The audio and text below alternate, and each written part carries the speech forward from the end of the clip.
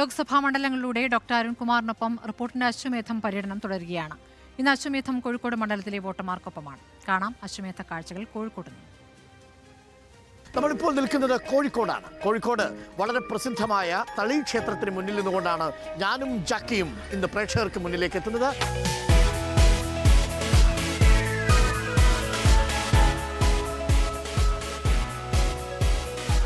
നമ്മളിവിടെ വന്നപ്പോൾ നമ്മളൊരു കലാകാരിയെ കണ്ടുമുട്ടി. എന്റെ പേര് ദൃശ്യ എന്നാണ്. ദൃശ്യയുടെ പാട്ട് നമുക്കൊന്ന് കേൾക്കാം.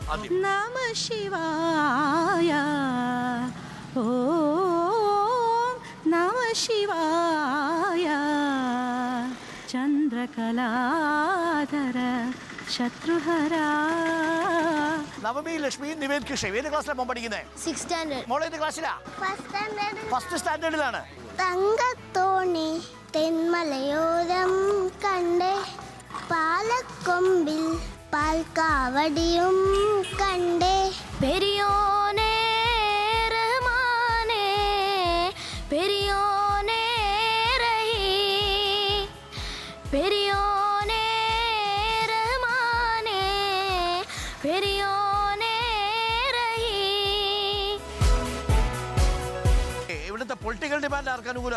LDF, UDF, BJP?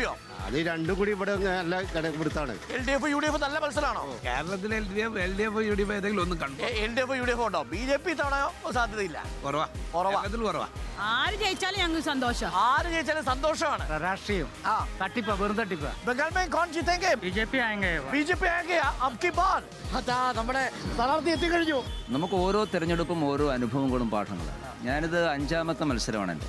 പ്രധാനമന്ത്രിയും NDA നേതാക്കന്മാരും പറഞ്ഞനുസരിച്ച് ഞങ്ങൾ 400 ക്രോസ് ചെയ്യും. ഒരു കാര്യത്തിൽ ആ സംശയമില്ല.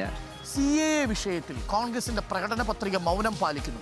BJP അതിനെ എങ്ങനെയാണ് നോക്കിക്കാണുന്നത്? കോൺഗ്രസ് തോറ്റാലും സീറ്റ് കുറഞ്ഞാലും കോൺഗ്രസ് ഇപ്പോഴും ഒരു പാൻ ഇന്ത്യ പാർട്ടിയാണ്.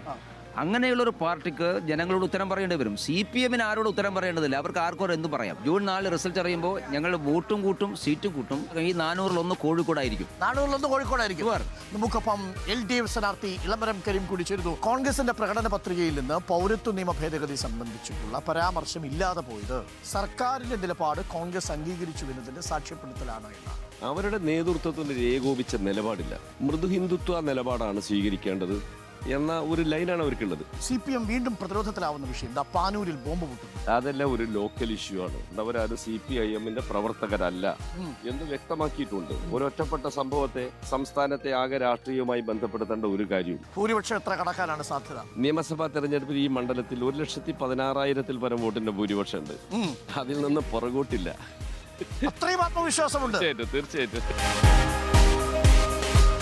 സിനിമയുമായി ബന്ധപ്പെട്ട് ഇപ്പം എൻ്റെ ഏറ്റവും ഒടുവിൽ ഇന്ന് എഴുതി കിഴക്കേമാനത്തെ മാന്തോപ്പിൽ കിഴുക്കാന്തൂക്കായ മാവിന്മേൽ മനസ്സിനൊത്തൊരു നാട്ടുമാമ്പഴം തെളിഞ്ഞു നിൽപ്പുണ്ട്. കണ്ട് കൊതിതുള്ളും ചെറുക്കൻ ഞാനുണ്ട്.